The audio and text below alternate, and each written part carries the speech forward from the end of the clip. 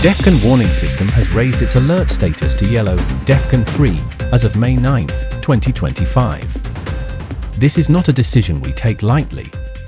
Our mission is to monitor global threats relating to nuclear conflict and provide timely, accurate information to the public without unnecessary alarm. While there is currently no imminent nuclear threat, the rapidly escalating conflict between India and Pakistan has increased the potential risk of nuclear engagement to a level that we believe warrants this heightened state of awareness. We want to take this opportunity to explain why we made this decision, what events led to our increased concern, and what this means for you. A rapidly escalating crisis. Over the past several weeks, tensions between India and Pakistan have sharply escalated. The crisis began on April 22, 2025, when a deadly terrorist attack in Indian-administered Kashmir resulted in the deaths of over 24 civilians. India directly blamed Pakistan-based militant groups for this attack. While such accusations are not new in the region, this particular incident was met with an unusually strong and immediate response. In the first week of May, India launched a series of retaliatory military strikes under what it called Operation Sindoor. These strikes targeted alleged militant bases in Pakistan and Pakistan-controlled Kashmir. Although India described these as precision operations, the reality is that they represented a serious escalation of hostilities between the two nuclear-armed nations. In response, Pakistan launched an extensive series of counterattacks. Over the course of May 8 and 9, Pakistan conducted what can only be described as unprecedented drone and missile strikes across northern India.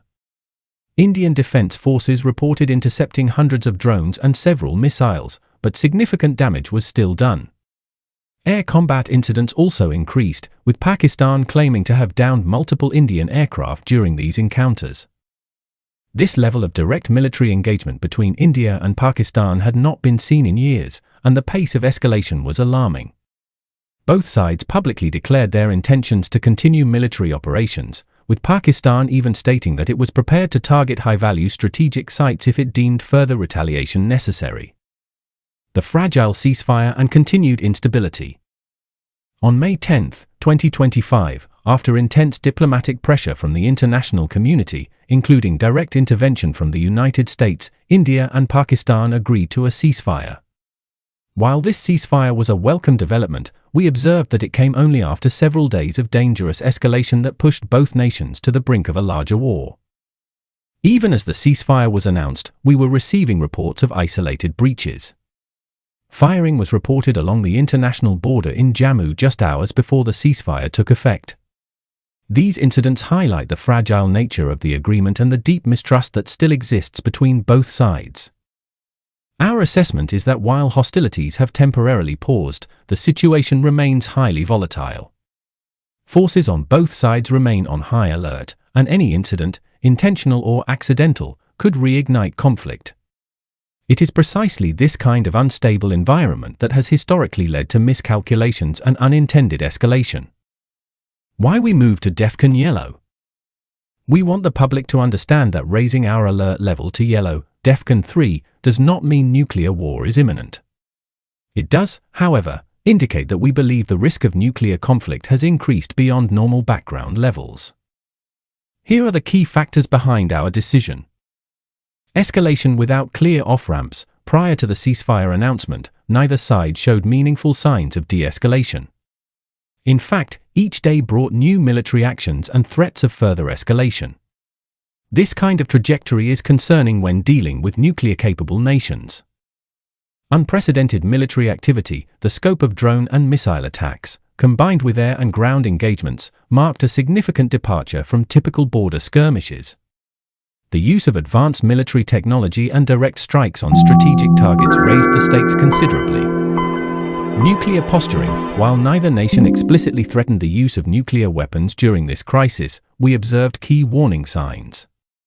These included the public discussion of potential strikes on high-value targets and the movement of military assets that, historically, precede higher states of nuclear readiness. A fragile and unproven ceasefire. Despite the current ceasefire, both nations remain highly distrustful of each other. Forces remain mobilized, and political rhetoric remains heated.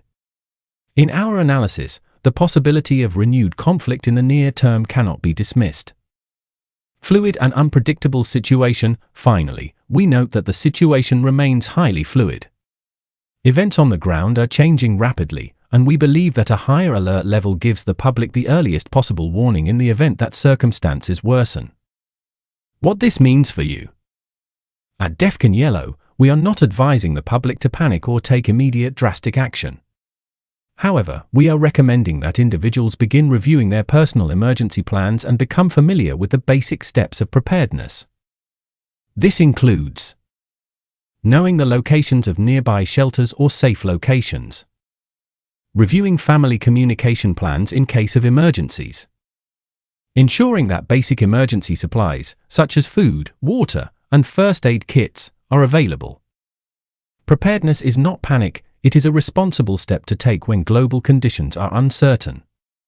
Our goal is always to provide the public with as much time as possible to prepare in the unlikely event that the situation deteriorates further. Conclusion. The DEFCON Warning System is committed to providing objective, timely assessments of global threats related to nuclear conflict. Our decision to raise the alert level to yellow reflects a careful evaluation of the facts on the ground, the behavior of the parties involved, and historical precedents for how such conflicts can escalate. We will continue to monitor this situation closely and provide updates as needed. Should conditions improve and stabilize, we will adjust our alert level accordingly. Until then, we believe it is prudent for the public to remain alert and informed.